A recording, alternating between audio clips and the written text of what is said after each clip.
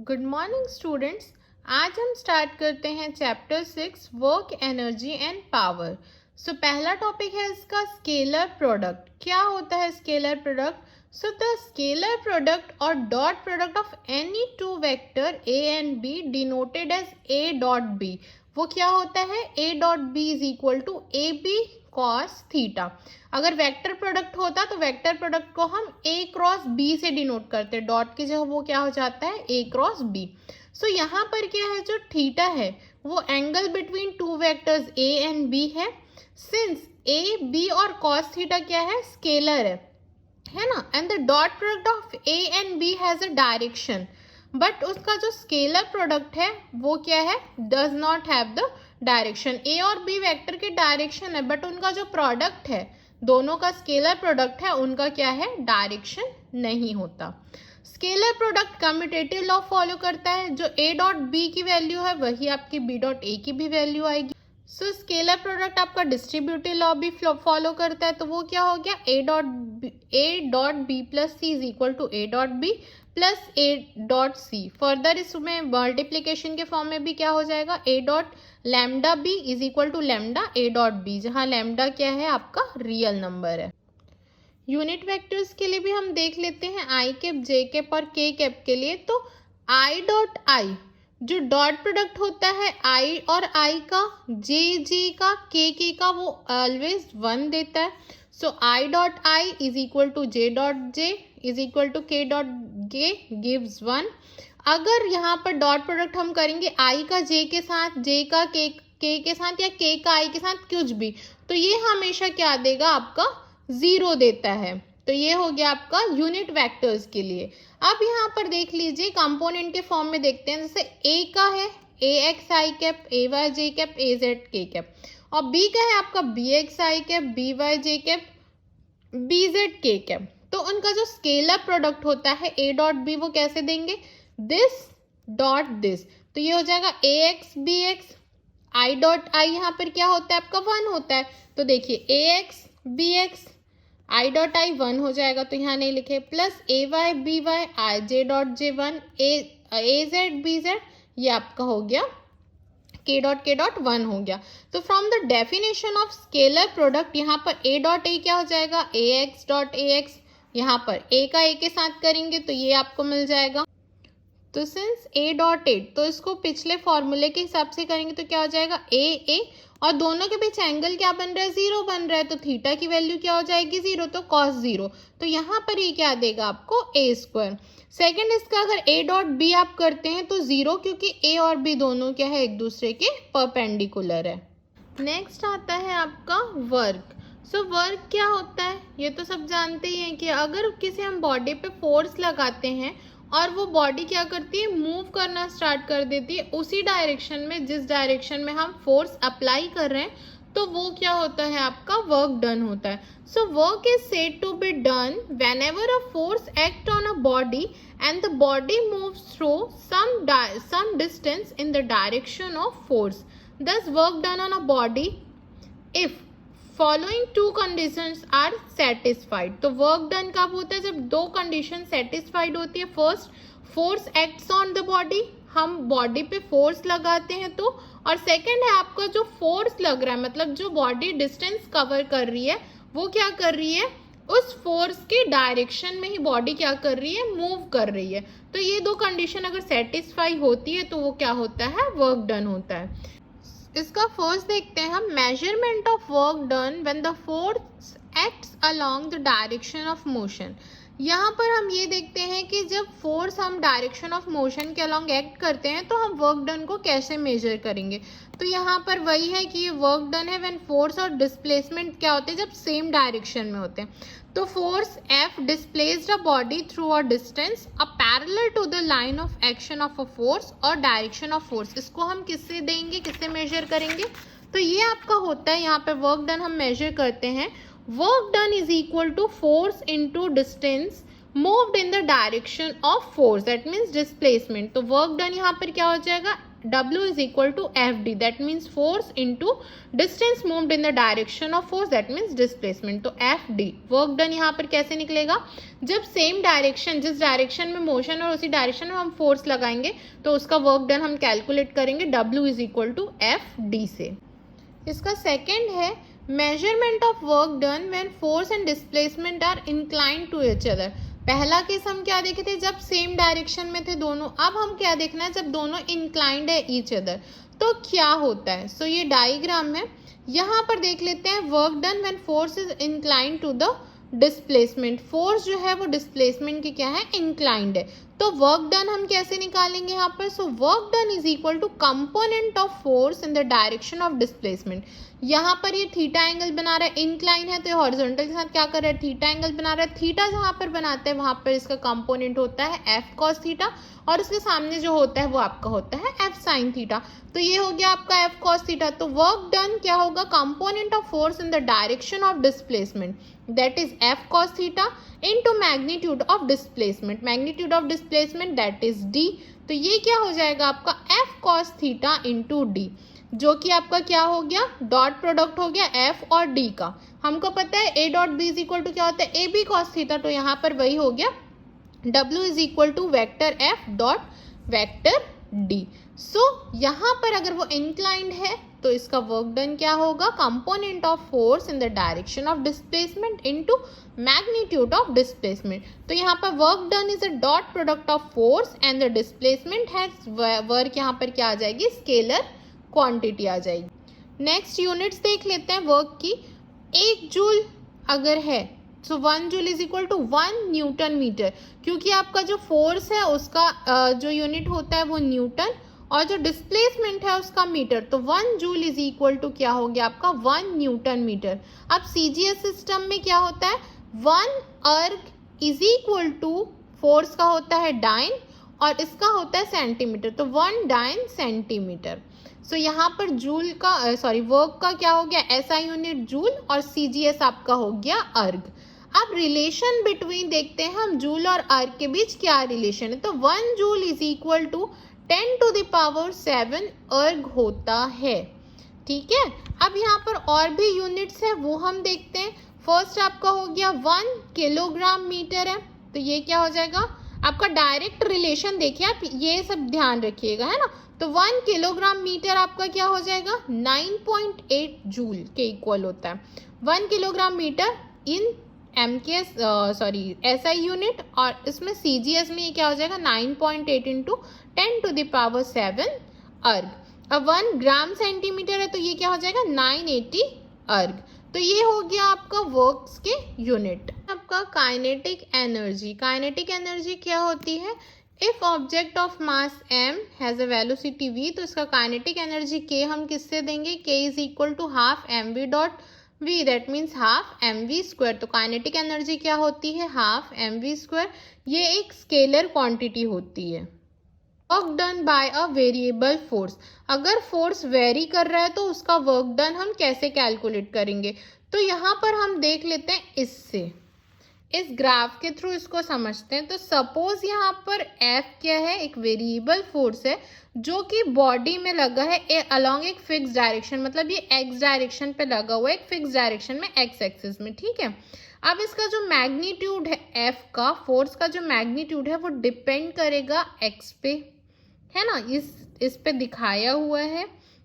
ये ग्राफ है आपका फोर्स डिस्प्लेसमेंट ग्राफ, है ना. So let us calculate the work done when a body moves from initial से फाइनल में. जब वो बॉडी मूव कर रही है, दैट मीन्स ये जो मूव कर रही है यहाँ से जो पोजीशन था उसका यहाँ तक वो जाती है. तो इनिशियल से फाइनल तक का जो हम कैलकुलेशन करते हैं, है ना, अंडर द फोर्स, तो उससे हम वर्क डन निकाल लेते. तो यहाँ पर हम क्या करते हैं, calculate the work done when body moves from initial position xi to final position xf under the force.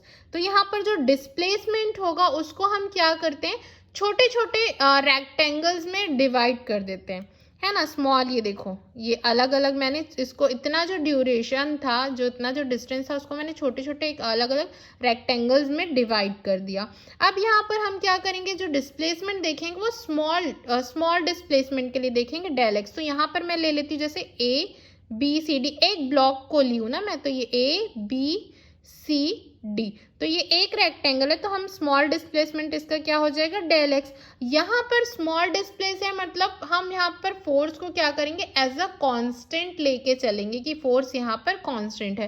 तब यहाँ पर वर्क डन हम किससे देंगे, we know that work done is equal to force into displacement होता है, तो W is equal to ये क्या हो जाएगा F force dot displacement del x, क्योंकि यहाँ पर स्मॉल चेंजेस के लिए कर रहे हैं हम, तो ये क्या हो गया आपका del x. Area of rectangle A B C D.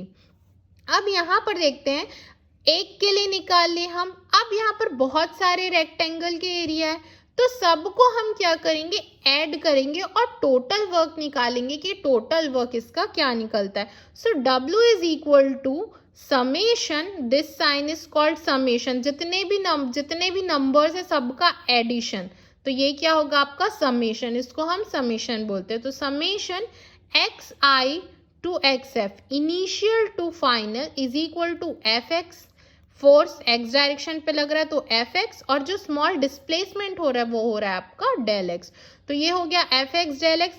ये क्या बता रहा है आपका sum of area of all the rectangle over all the small displacement. अब यहाँ पर क्या होता है, अगर हम यहाँ पर लेके चलते हैं कि जो डेल एक्स है वो जीरो की तरफ टेंड कर रहा है, तो वर्क डन क्या होगा, तो यहाँ पर क्या लगा देंगे limit. So limit del X tends to zero, X की वैल्यू जीरो की तरफ जा रही, जो डिस्प्लेसमेंट है हमारा वो।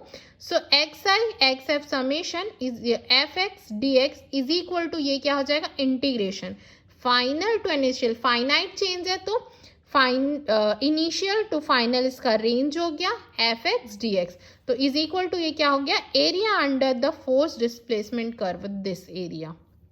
तो ये आपका हो गया W is equal to integration of x i to x f x D x.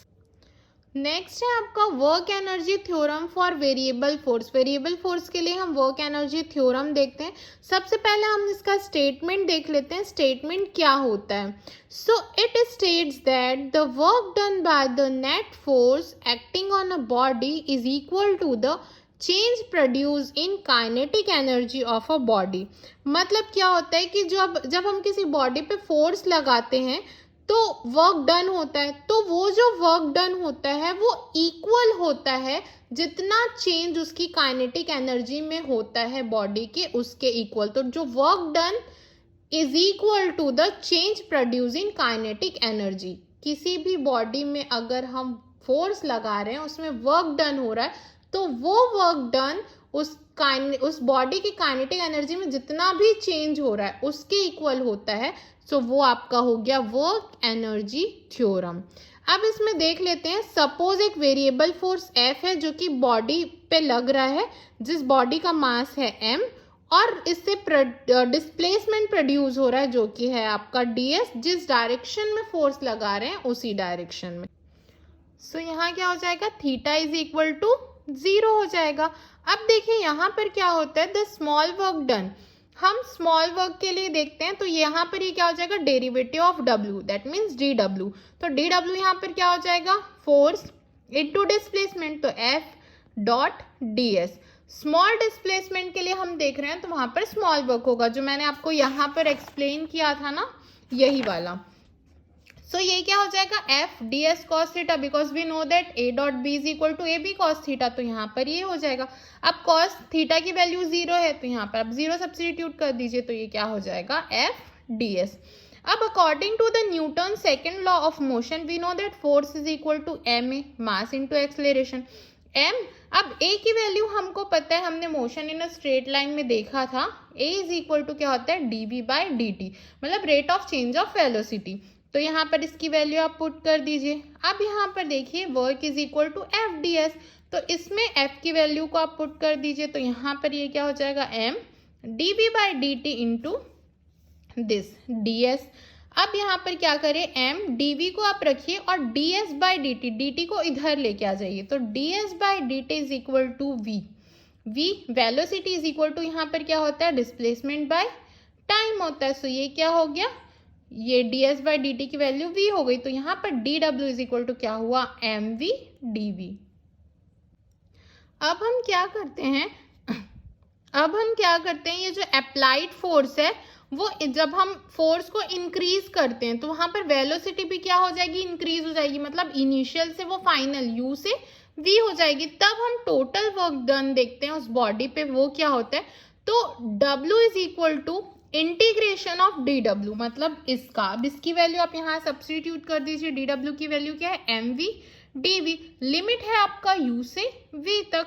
अब यहाँ पर m एज अ कॉन्स्टेंट आप बाहर निकाल दीजिए और इसको आप इंटीग्रेट कर दीजिए। So x to the power n dx का जो फॉर्मूला है वही लगेगा। क्या फॉर्मूला था x to the power n का, x to the power n plus one upon n plus one, तो यहाँ पर ही क्या हो जाएगा, v की वैल्यू 1 है, तो 1 प्लस 1 2/2। अब यहाँ पर लिमिट लगा दीजिए, पहले आपका अपर लिमिट लगता है फिर आपका लोअर लिमिट लगता है। इंटीग्रेशन में हमने ये सॉल्व किया है, तो m v square by u और एक बार यहाँ पर क्या रखेंगे, यू स्क्वायर बाय 2, तो ये क्या हो जाएगा, half m v square, bracket open कर दीजिए, minus half m u square. तो ये क्या है आपकी काइनेटिक एनर्जी फाइनल और ये आपकी kinetic energy initial.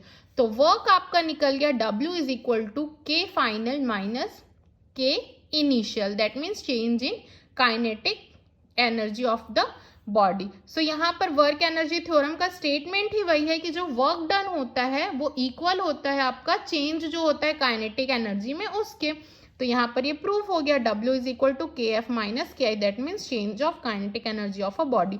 This proves the work energy theorem for the variable. Potential energy, so potential energy क्या होती है, energy stored in a body or a system of virtue of its position in the field of position or by its configuration। so potential energy ऐसी energy होती है जो body में stored होती है, सिस्टम में उसके पोजीशन में स्टोर्ड होती है।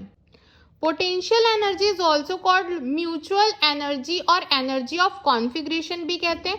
3 टाइप की पोटेंशियल एनर्जी होती है। फर्स्ट आपका होता है ग्रेविटेशनल पोटेंशियल एनर्जी, सेकेंड आपका होता है इलास्टिक पोटेंशियल एनर्जी, थर्ड आपका होता है इलेक्ट्रोस्टैटिक पोटेंशियल एनर्जी। सो यहाँ हम पोटेंशियल एनर्जी को देंगे U is equal to mgh, where m क्या है आपका mass of the body, g है आपका ग्रेविटेशनल एक्सलेरेशन, h है आपकी हाइट।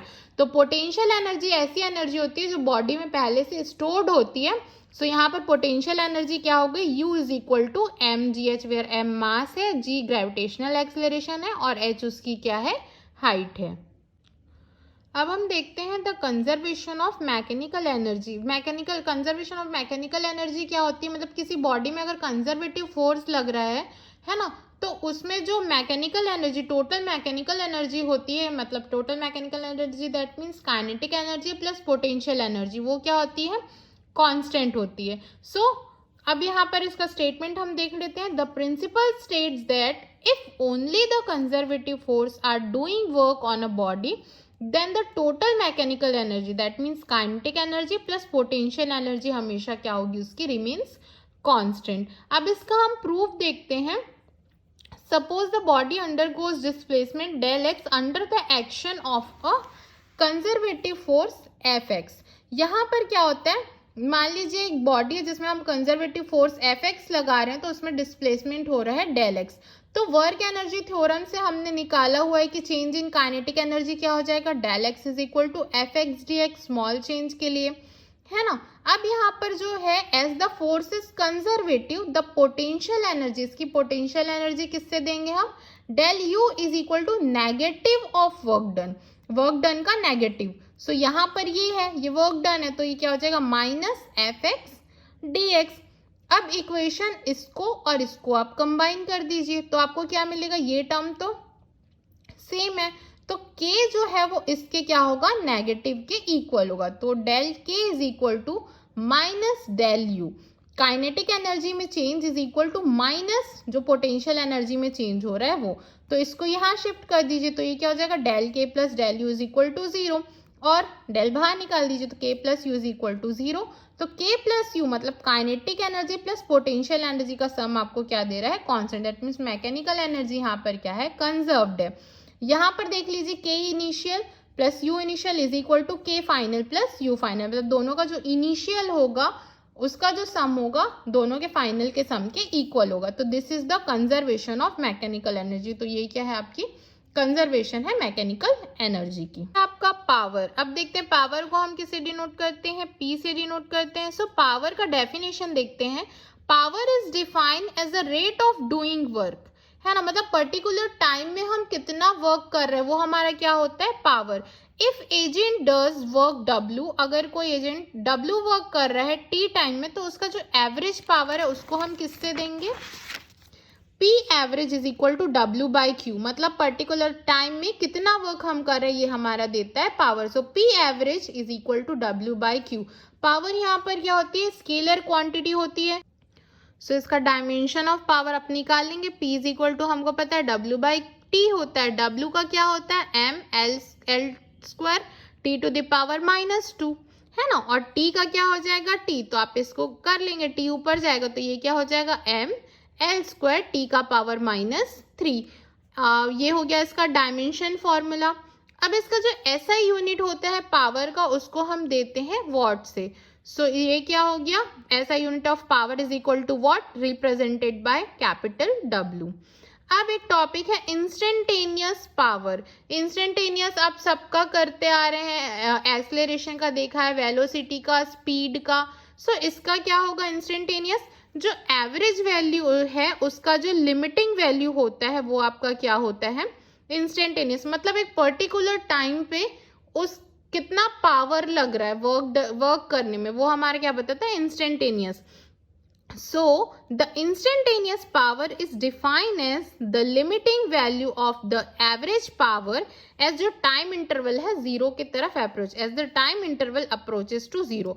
तो P इज इक्वल टू क्या हो जाएगा, limit del T tends to zero. T क्या है, T जो है जीरो की तरफ टेंड कर रहा है, तो इसका जो लिमिटिंग वैल्यू है वो इसके इक्वल हो जाएगा। तो ये क्या हो जाएगा, del W by del T। तो इसको हम किससे देंगे, ये पूरी वैल्यू को dW बाय dt। तो इंस्टेंटेनियस पावर आपका क्या हो गया, P is equal to dW by dt।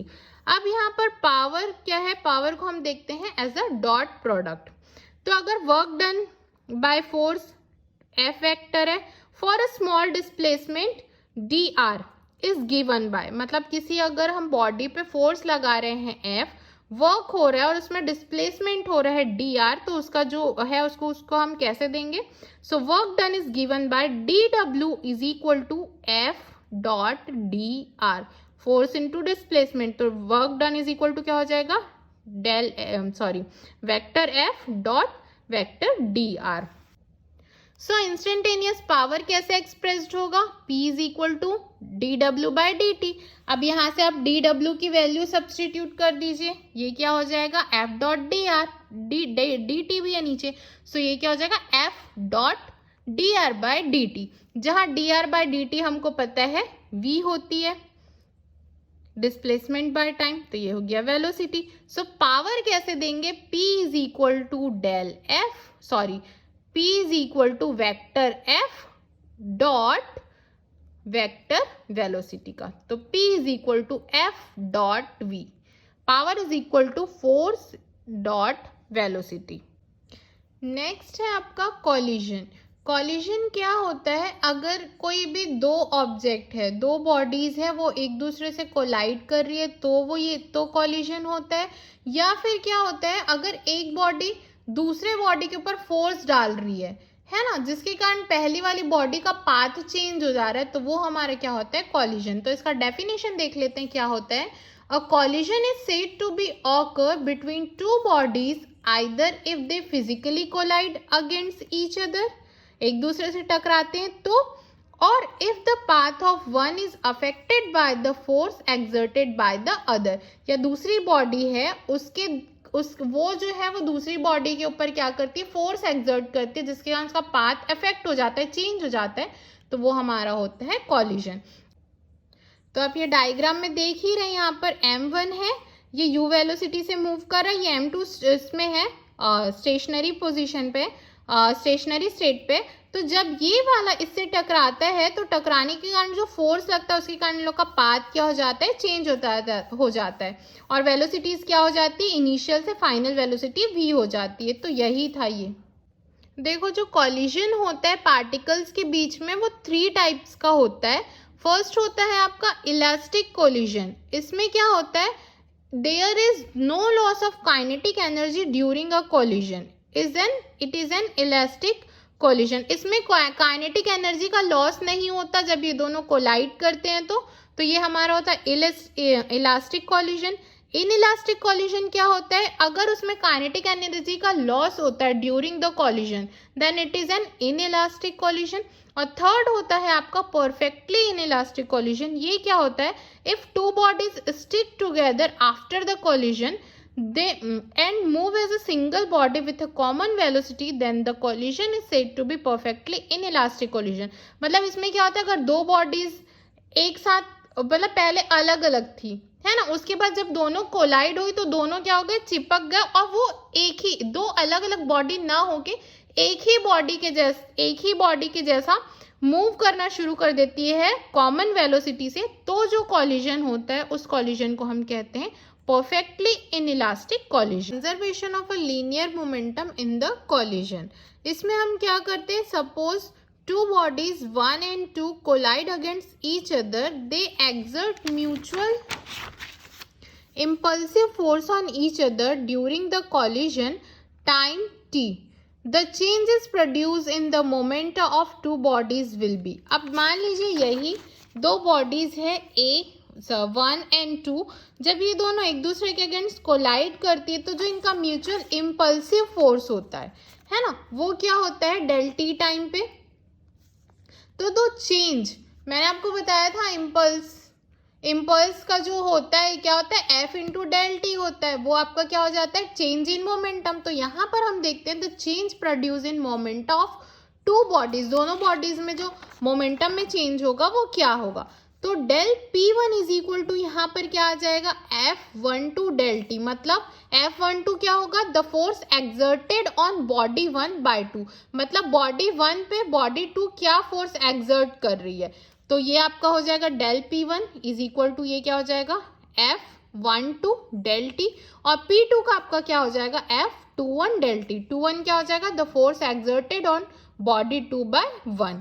अब according to Newton's third law action का इक्वल एंड अपोजिट रिएक्शन होता है। तो यहाँ पर देख लीजिए F12 अगर बॉडी ए दूसरे पे फोर्स लगाएगी तो दूसरी वाली बॉडी भी तो पहले पे फोर्स डाले, पहले पे कुछ ना कुछ रिएक्शन देगी, है ना। तो यहाँ पर ये क्या होगा, F12 इज इक्वल टू -1, दोनों इक्वल रिएक्शन, मतलब ये जितना उसमें एक्शन कर रही है इतना ही ये रिएक्शन दे रही है, बट यहाँ पर क्या है अपोजिट डायरेक्शन में। तो ये क्या हो गया -1। अब इसकी वैल्यू क्या हो जाएगी इम्पल्स के लिए, तो F12 डॉट T1 माइनस ये डॉट डेल टी। तो यहाँ पर ये इधर शिफ्ट हो जाएगा तो ये 0 हो जाएगा। अब यहाँ पर ये क्या हो जाएगा डेल P1, क्योंकि वैल्यूज है, इसकी वैल्यू है P1, इसकी वैल्यू है P2, तो del P1 plus del P2 is equal to 0। Del बाहर कर दो, P1 plus P2 is equal to 0, so P1 plus P2 is equal to constant. तो यहाँ लीनियर मोमेंटम क्या है, कंजर्व्ड है ड्यूरिंग द कॉलिजन। सो ये हो गया आपका conservation of a linear momentum. So collision in one dimension क्या होता है, वन डायमेंशन में अगर कॉलिजन होता है तो उसका क्या डेरिवेशन होता है ये देखते हैं। तो डायग्राम्स में देख लीजिए आप क्या होता है, यहाँ पर हम दो बॉडीज लेते हैं, एक जो बॉडी है m1 मास के साथ u1 वेलोसिटी से ये मूव कर रही है और दूसरी जो है वो रेस्ट पे। तो जब ये वाली बॉडी है m1 मास u1 वेलोसिटी से मूव कर रही है, वो क्या कर रही है, इससे कोलाइड होती है ना, m2 से अगर कोलाइड होती है तो ये कोलाइड होने के बाद ये क्या हो जाती है, स्टिक हो जाती है और वो एक ऑब्जेक्ट बन के, एक बॉडी बन के कॉमन वेलोसिटी v से क्या करती है, मूव करना शुरू कर देती है।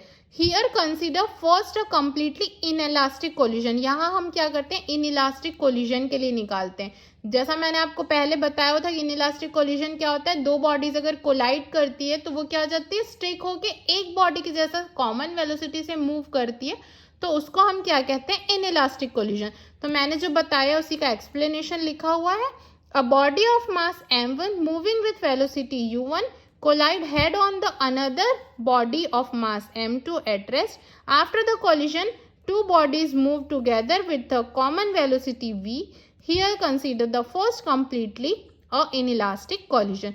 अब यहाँ पर क्या होगा, एज द लीनियर मोमेंटम यहाँ पर कंजर्व्ड है ना, तो यहाँ पर क्या हो जाएगा, इसका linear momentum mass into velocity होता है, तो ये क्या हो गया m1 u1 प्लस यहाँ ये रेस्ट पे, तो इसमें सिर्फ मास है, तो ये m2, इसका जो वेलोसिटी है वो 0 है, तो ये क्या हो जाएगा 0. अब इज इक्वल टू क्या हो जाएगा यहाँ m1 प्लस m2, इसका मास क्या है m1 प्लस m2, वेलोसिटी है इसकी v, तो ये तो टर्म 0 हो गया, तो v की वैल्यू क्या हो जाएगी यहाँ पर m1, ये अपॉन में चला जाएगा m1 प्लस m2 u1. तो the loss of kinetic energy on the collision is, kinetic energy का लॉस हो इस कॉलिजन में वो क्या होगा, डेल के इज इक्वल टू के इनिशियल माइनस के final. Initial kinetic energy half m1 u1 square minus यहाँ पर फाइनल का क्या हो जाएगा ये, तो half m1 plus m2 v square. अब यहाँ पर आप क्या कीजिए, हाफ m1 u1 स्क्वायर यहाँ पर है, यहाँ पर m1 v1 इसको बाहर कर दीजिए. अब v स्क्वायर मतलब v की वैल्यू ये है, इस वैल्यू को इसमें सब्स्टिट्यूट कर दीजिए, तो ये क्या हो जाएगा m1 plus m2 u1 the whole square. तो उसको आप सॉल्व करेंगे तो यहाँ पर ये आ जाएगा half m1 u1 square minus half m1 square upon m1 plus m2 u1 square. यहाँ पर से आप half m1 u1 square common ले लीजिए दोनों में से, तो यहाँ पर बचेगा 1 माइनस यहाँ बचेगा m1 upon m1 plus m2. तो काइनेटिक एनर्जी का लॉस दैट मीन्स डेल के आपका क्या आ जाएगा half m1 m2 upon m1 plus m2 u1 square. ये क्या होती है, पॉजिटिव क्वांटिटी होती है. सो आगे देखते हैं हम क्या है elastic collision in one dimensional. इसमें हम क्या देखेंगे, इलास्टिक कोलिजन में देखेंगे. पहला हमने क्या देखा था, परफेक्टली इन इलास्टिक कोलिजन में देखा था. तो देखिए यहाँ पर हम क्या करते हैं, दो परफेक्टली इलास्टिक बॉडीज कंसीडर करते हैं, ए एंड बी, जिसका मास है m1, इसका मास है m2, जो u1 वेलोसिटी से और ये u2 वेलोसिटी से स्ट्रेट लाइन में मूव कर रहा है. यहाँ पर क्या है, u1 ग्रेटर है u2 से, मतलब इनिशियल वेलोसिटी a की ज्यादा है b से. अब इनके बीच कॉलिजन होता है. कॉलिजन के बाद क्या होता है, जो बॉडी a और b है सेम डायरेक्शन में वेलोसिटी v1 और v2 से मूव करना स्टार्ट कर जाती है. दोनों सेपरेट हो जाते हैं because v2 is greater than यहाँ पर v1 है. सो यहाँ पर देखते हैं क्या होता है, linear momentum is conserved. Linear momentum conserved होता है एनी कोलिजन में. सो यहाँ पर क्या हो जाएगा, लीनियर मोमेंटम क्या होता है, मास इनटू वेलोसिटी. तो यहाँ क्या हो जाएगा m1 u1 plus m2 u2, ये हो गया आपका इनिशियल के लिए, और दूसरा आपका हो गया m1 v1 plus m2 v2. तो ये हो गया आपका, ये हो गया इक्वेशन नंबर 1. अब यहाँ पर 1 वाला टर्म एक साथ कर दो और 2 वाला टर्म एक साथ कर दो, तो m1 u1 minus m1 v1 is equal to m2 v2 minus m2 u2. अब यहाँ पर m1 और इधर m2 कॉमन निकाल दीजिए, तो ये क्या हो जाएगा u1 minus v1 v2 minus u2. ये हो गया आपका इक्वेशन नंबर 2. अब हमको पता है काइनेटिक एनर्जी भी कंजर्व्ड होती है इलास्टिक कोलिजन में. तो यहाँ पर क्या हो जाएगा, इसकी काइनेटिक एनर्जी ले लीजिए, half m1 u1 square plus half m2 u2 square. यहाँ पर क्या हो जाएगा, v हो जाएगा. अब यहाँ पर भी सेम आप करो, u वाले टर्म को एक साथ कर, सॉरी 1 वाले टर्म को एक साथ कर दीजिए और 2 वाले टर्म को एक साथ कर दीजिए. m1 और m2 कॉमन निकाल दीजिए, तो ये आपको क्या मिल जाएगा, इक्वेशन नंबर 3. अब इक्वेशन नंबर 3 को डिवाइड कर दो 2 से, तो देखते हैं हम आगे क्या मिलता है. डिवाइड करके देखना, आपको ये रिजल्ट मिलेगा u1 plus v1 is equal to v2 plus u2. अब यहाँ पर u वाले टर्म को एक साथ रख दीजिए और v वाले टर्म को आप एक साथ रख दीजिए, तो ये क्या होगा, u1 minus u2 is equal to v2 minus v1. ये हो गया आपका इक्वेशन नंबर 4. तो ये क्या बता रहा है, आपका relative velocity of a with respect to b before collision जो है वो इक्वल होगा relative velocity of b with respect to a after collision. अब हम क्या करते हैं आगे, velocities of the body after collision. After collision के बाद जो वेलोसिटीज आई है उसको देखते हैं वो क्या होती है। सो फ्रॉम इक्वेशन नंबर 1 से हम यहाँ पर v2 की वैल्यू निकालेंगे, तो v2 की वैल्यू क्या हो जाएगी, u1 minus u2 plus v1। इस जो वैल्यू है इसको हम क्या करेंगे, इक्वेशन नंबर 1 ये वाला जो है m1u1 plus m2u2 is equal to m1v1 plus m2v2, इसमें इसको v2 की वैल्यू जो है इसमें हम रखेंगे। तो v2 की वैल्यू यहाँ सब्सटीट्यूट की तो क्या आया, m1u1 plus m2u2 is equal to m1v1 plus m2, v2 की वैल्यू क्या है u1 माइनस दिस।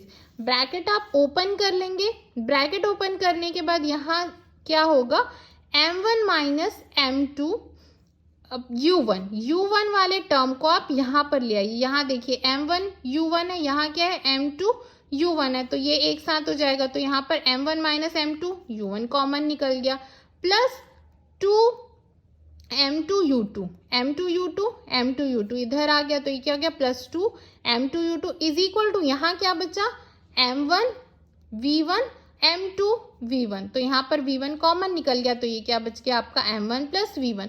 अब v1 की वैल्यू क्या निकल गई, यहाँ पर v1 is equal to m1 minus m2 upon m1 plus m2 u1 plus 2 m2 upon m1 plus m2 u2, तो ये हो गया आपका इक्वेशन नंबर 5। अब आप क्या कर दीजिए, इंटरचेंज कर दीजिए, जहाँ जहाँ 1 लिखा है वहाँ 2 लिख दिए और जहाँ 2 लिखा हुआ है वहाँ 1 कर दीजिए सबस्क्रिप्ट में। तो ये क्या हो जाएगा, अबव इक्वेशन क्या बन जाएगा, v2 m2 minus m1 upon m1 plus m2 u2 plus 2 m1 upon m1 plus m2 u1, ये हो गया आपका इक्वेशन नंबर 6। तो इक्वेशन नंबर 5 और इक्वेशन नंबर 6 आपके जो फाइनल वेलोसिटीज निकली है कोलाइड बॉडीज की, वो in terms of initial velocity के टर्म्स में उसको बता रहा है। So equation 5 and 6 give the final velocities of the colliding bodies in terms of their initial velocities. अब देखिए यहाँ पर स्पेशल केसेस है इसके, क्या क्या है वो देखते हैं। तो फर्स्ट केस क्या है, let two bodies of equal masses, दोनों जो बॉडी है वो इक्वल मास की है, that means m1 m2 is equal to m है। तो इक्वेशन नंबर 5 यहाँ से हमारी क्या निकल जाएगी, v1 की वैल्यू सब इक्वल है, m1 m2 दोनों क्या है, m है, तो इसमें आप m रखेंगे सब जगह और इसको कैलकुलेट करके देखेंगे तो आपको v1 की वैल्यू क्या मिल जाएगी, 2m u2 बाय 2m, तो 2m से 2m कैंसिल हो जाएगा और ये क्या बचेगा आपका u2। तो ये क्या हो जाएगा, v1 is equal to velocity of a body of mass m2 before the collision, उसी के इक्वल मिल जाएगा। इक्वेशन नंबर 6 से आप v2 की वैल्यू निकाल लीजिए, यहाँ पर भी सब जगह mm रख दीजिए, तो यहाँ पर भी ये क्या हो जाएगा, 2m by u1 upon 2m मिलेगा, ये और ये कैंसिल हो जाएगा और यहाँ पर ये आ जाएगा आपका u1। तो velocity of body of mass m1 before collision के इक्वल ये हो जाएगा। अब यहाँ पर देखिए क्या होता है, सेकेंड केस इसका है, when a body collides against a stationary body of a equal mass. तो यहाँ पर क्या होता है, m1 m2 इक्वल मास दोनों के इक्वल है, लेकिन जो वेलोसिटी है सेकेंड वाले की वो क्या है, स्टेशनरी, मतलब रेस्ट पे है, कोई वेलोसिटी उसकी नहीं है। तो यहाँ पर क्या हो जाएगा, m1 m2 is equal to m, लेकिन u2 जो है वो स्टेशनरी स्टेट में है, मतलब किस में है, वो रेस्ट पे है, तो उसकी जो वेलोसिटी होगी वो होगी 0। अब इक्वेशन 5 और 6 जो दोनों हम निकाले हैं उसमें u2 की वैल्यू उसको आप 0 रखेंगे और जहाँ जहाँ m है m1 m2 है वहाँ वहाँ आप m रखेंगे, तो कैलकुलेट करेंगे तो आपकी v1 की वैल्यू 0 आ जाएगी और इक्वेशन 6 से आप निकालेंगे तो v2 की वैल्यू u1 के इक्वल आ जाएगी। तो यहाँ पर ये क्या होता है, जब इलास्टिक बॉडीज है ना एक दूसरे से कोलाइड करते हैं इक्वल मास के, और सेकेंड वाला जो होता है वो रेस्ट पे होता है, तो आफ्टर कॉलिजन क्या होता है, जो फर्स्ट बॉडी जो होता है वो रेस्ट में हो जाता है और जो सेकेंड बॉडी होता है वो इनिशियल वेलोसिटी से मूव करने लगता है। जैसे यहाँ पर देख लीजिए v1 इज इक्वल टू 0, जो फर्स्ट बॉडी है उसकी वेलोसिटी क्या हो जाएगी आपकी 0, मतलब रेस्ट पे हो जाएगा, और जो सेकेंड बॉडी है वो आपका बिफोर कॉलिजन वाली फर्स्ट बॉडी के सेम इनिशियल वेलोसिटी से वो मूव करने लगेगा। थर्ड केस है आपका, when a light body collides against a massive stationary body, मतलब दो बॉडीज है, एक लाइट वेट की है और एक क्या है, हैवी वेट की है, लेकिन जो सेकंड वाली है वो स्टेशनरी स्टेट पे, मतलब रेस्ट पे है। तो यहाँ पर क्या होगा, m1 स्मॉलर देन m2 और U2 जो है वो आपका 0 होगा। तो यहाँ पर M1 बहुत स्मॉल है तो उसको हम क्या करेंगे, नेगलेक्ट करेंगे।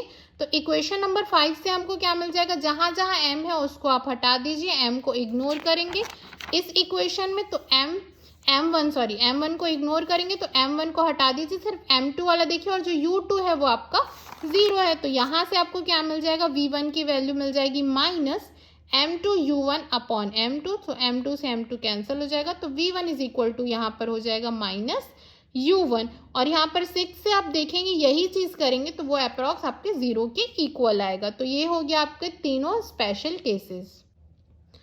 नेक्स्ट हम देखते हैं इलास्टिक कोलिजन इन 2 डायमेंशन। 2 डायमेंशन में इलास्टिक कोलिजन कैसे निकालेंगे। सो यहाँ पर भी हम देखते हैं, सपोज पार्टिकल लेते हैं एक जिसका मास है M1 जो कि x एक्सिस में U1 वेलोसिटी से मूव कर रहा है। सेकंड है आपका M2 जो कि रेस्ट पे है। दोनों के बीच कॉलिजन होता है। कॉलिजन होने के बाद क्या होता है, पार्टिकल्स जो है वो V1 और V2 वेलोसिटी से मूव करने लगते हैं x एक्सिस में थीटा एंगल बनाते हुए। अब यहाँ पर क्या होता है, after the collision rectangular component of momentum of MAR, इसका जो रेक्टेंगुलर कंपोनेंट होगा x एक्सिस में क्या हो जाएगा, M1 V1 cos theta 1 along x axis, और y एक्सिस में क्या हो जाएगा, M1 V1 sin थीटा 1 हो जाएगा M1 का। सिमिलरली उसके लिए भी होगा, आफ्टर M2 वाले के लिए भी रेक्टेंगुलर कंपोनेंट देखेंगे तो ये क्या हो जाएगा, M2 V2 cos theta 2 x direction में, और ये क्या हो जाएगा M2 V2 sin theta 2 along y axis के। अब यहाँ पर देखिए क्या होता है, हम applying the principle of conservation of momentum लगाते हैं x एक्सिस के अलोंग। तो यहाँ पर ये क्या हो जाता है, ये क्या है M1 V1 है, यहाँ तो है ही नहीं तो ये तो 0 हो जाएगा। तो M1 U1 is equal to ये क्या हो जाएगा, M1 V1 cos theta 1 plus M2 V2 cos theta 2। x axis का कंपोनेंट दोनों साइड लेंगे तो ये क्या हो जाएगा, M1 U1 is equal to M1 V1 cos theta 1 plus M2 V2 cos theta 2। तो ये हो गया आपका इक्वेशन नंबर 1। अब जो इनिशियल मोमेंटम है M1 और M2 का अलोंग y एक्सिस वो आपका 0 है। तो अब यहाँ पर भी हम क्या करते हैं, y एक्सिस में भी principle of conservation of momentum लगाते हैं। तो यहाँ पर क्या हो जाता है कि ये जो है ये तो पूरा 0 है आपका, क्योंकि ये देखिए ना इनिशियल मोमेंटम क्या है, y एक्सिस में 0 है तो ये आपका 0 हो गया।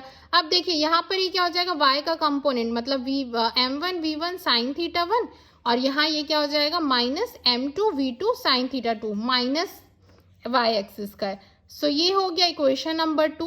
अब यहाँ पर हमको पता है कि काइनेटिक एनर्जी भी कंजर्व्ड होती है इलास्टिक कोलिजन में। तो ये क्या हो जाएगा, यहाँ इसका देख लीजिए, हाफ M1 U1 सेकेंड वाले का तो 0 है equal to half M1 V1 square plus half M2 V2 square. ये हो गया आपका इक्वेशन नंबर 3। अब यहाँ पर ये जो 4 अननोन क्वांटिटीज है V1 V2 थीटा 1 थीटा 2, उसको हम ये तीनों इक्वेशन का यूज करके कैलकुलेट नहीं कर सकते। इसको हम कैसे मेजर करेंगे, अगर चारों में से कोई भी एक क्वांटिटी, जैसे थीटा 1 आपको पता है एक्सपेरिमेंट के थ्रू कि थीटा 1 की वैल्यू ये है, तो हम क्या कर सकते हैं, सारी तीनों वैल्यूज को कैलकुलेट कर सकते हैं। सो यहाँ पर वही चीज लिखा हुआ है। इसके साथ साथ आपका ये वाला चैप्टर कंप्लीट होता है। न्यूमेरिकल क्वेश्चन आप सॉल्व करेंगे, नहीं बनता तो फिर मैं आपको एक्सप्लेन करूंगी। So thank you students.